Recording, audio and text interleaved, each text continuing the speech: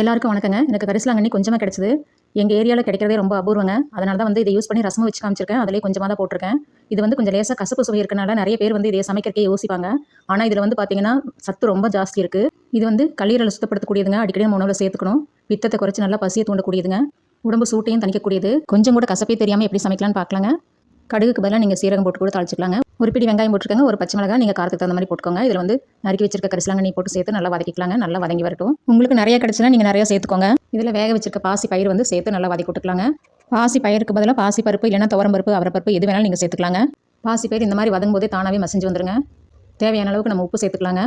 உப்பு சேர்த்து இந்த கீரையும் பாசி பயிரும் வதக்கும் போது மனம் பார்த்தீங்கன்னா தெருவுக்கே மணக்கும். சில பேர் இந்த மாதிரி கெட்டியாக வேணும்னு சொல்லி கேட்பாங்க. அவங்க இந்த சமயத்தில் நீங்கள் கொஞ்சம் கல் உப்பு பதிலாக தூள் உப்பு போட்டுக்கோங்க. சில பேர் மசிச்சு வேணும்னு கேட்பாங்க. அவங்க இந்த மாதிரி நல்லா கடைஞ்சிக்கலாங்க. கடைஞ்சிட்டு சுடு தண்ணி ஊற்றி நல்லா டைல்யூட் பண்ணிக்கலாம். தேவையான அளவுக்கு நமக்கு தேவையான கன்சிஸ்டன்சியில். நம்மளுடைய அருமையான சுவையில் கரிசலாங்கண்ணி பருப்பு தயாராகிடுச்சுங்க. குழந்தைங்க கூட விரும்பி சாப்பிடுவாங்க. ட்ரை பண்ணி பாருங்கள். தேங்க்ஸ் ஃபார் வாட்சிங்.